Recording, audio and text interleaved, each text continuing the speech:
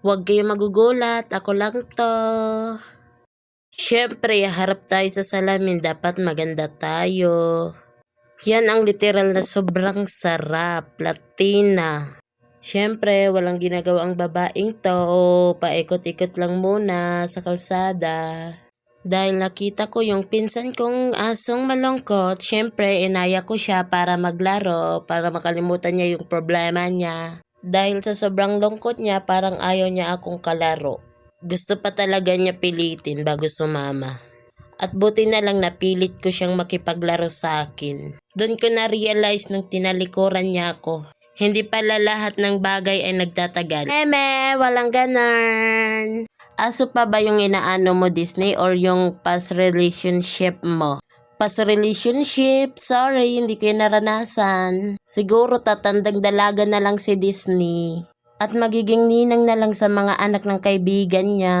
Dahil nga nasa Filipino culture natin yung magkape kahit mainit, go pa rin. Yan ang literal na kukuha lang ng tinapay pero maganda pa rin tignan. Huwag kayong magtataka bakit may kabayong nagkakapi.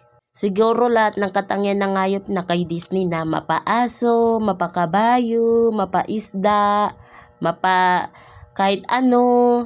Asaan yung hostisya doon bilang tao? Dahil independent and confident si Disney, syempre hindi siya magpapatinag sa mga judgmental people in around here. Don't afraid to face judgmental society, Disney. It's a normal for you because nasanay ka sa mga ganyang bagay. But Disney, ignore them. Hindi naman yun makakatulong sa beauty mo, Disney, kung papansinin mo yung mga taong judgmental sa'yo.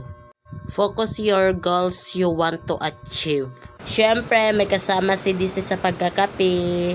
Ito yung literal na mainit, kape ng kape pa rin. Ganyan talagang Pilipino, coffee lover. Dahil di naubos yung tinapay, syempre pinakain ni Disney sa kanyang pinsan na rabbit. Kasi feel niya gutom na si rabbit.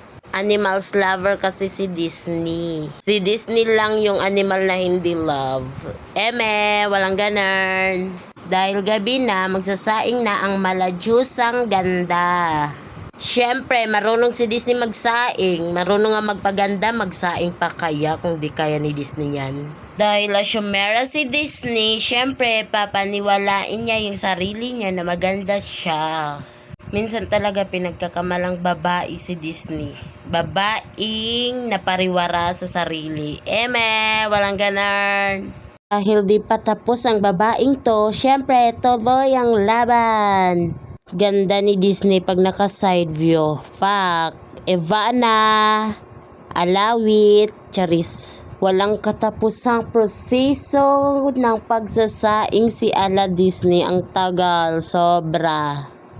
At sa wakas, natapos na ang babaeng to. Siyempre, pupunasan ni Disney yung rice cooker kasi basa. Baka pag sinaksak ni Disney, magkukuryente. Wala na, lechon na yung ganda ni Disney. Laos na yung ganda.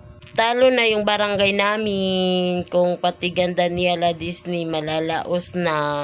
Wala na silang pambato na maganda. At ito na, isasaksak na ni Ala Disney para maloto yung sinaing na kanyang inain. Siyempre, hindi lang pagsasaing ang alam ni Ala Disney. Alam din niya magloto ng ulam. Siyempre, si Disney magluluto para kasing sarap niya yung ulam nila ngayong gabi. Siyempre, iisa-isain na ni Ala Disney ang mga pangakong napako. Walang ganon.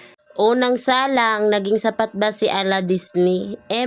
Siyempre, ilalagay na natin yung pinsan mong baboy para lutuin na. Alang naman pinsan ni Ala Disney.